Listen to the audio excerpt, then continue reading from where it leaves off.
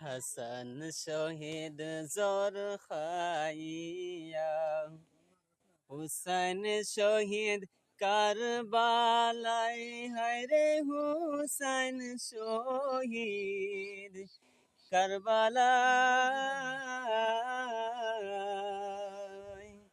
জয়নাল আবদিন বন্দি হইলেন এজিদের ওই জেলখানায়। জয়নাল আবদিন বন্দি হইলেন এজিদের ওই জেলখানায়।